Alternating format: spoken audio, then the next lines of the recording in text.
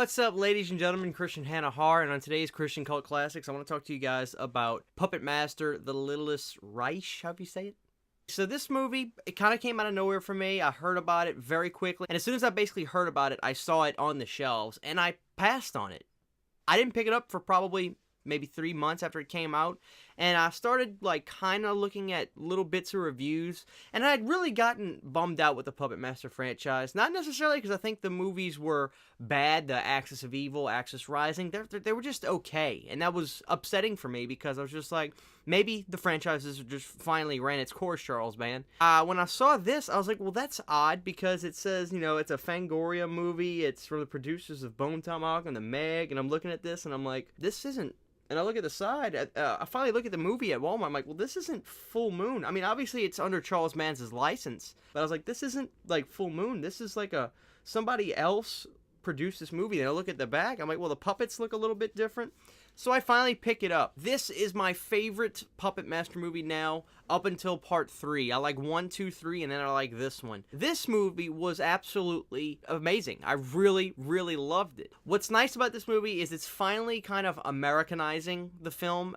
You know, a lot of the Puppet Master movies, even the original, it doesn't feel domestic because, you know, you've got the German aspect of Toulon in the beginning, and then the Bodega Bay Hotel. It just doesn't feel America. I don't know where I forgot where Bodega Bay was supposed to be, but this movie, what was really nice was it's Dallas, Texas, so it was pretty close to home for me, so I felt like I was like there watching this movie. It was pretty simple, but they still kind of pay a lot of great homage to the character of Andre Toulon in this movie in a really good light. I love the opening scene at the bar. I just thought that was great. The puppets are all real in camera, and obviously I can understand why they changed the look. I just think for licensing they had to, because it's not a Full Moon movie. I think maybe they just decided to change things just to change them.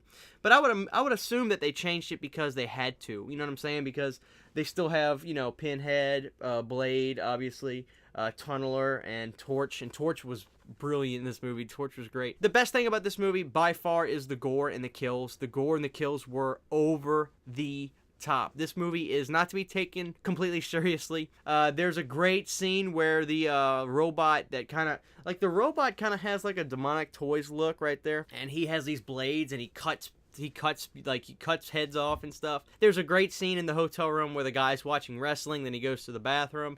That's all I'm going to say. If you know the scene, you know exactly what I'm talking about. The cast, the acting in this movie were good. I mean, I really have no complaints. I noticed some recognizable faces, particularly one guy who's from The Office, being a big Office fan. If you see somebody in The Office, it just makes you really like the movie. So yeah, the puppets look great. The puppeteer work was great. There's a little bit of nudity in this, if that doesn't bother you.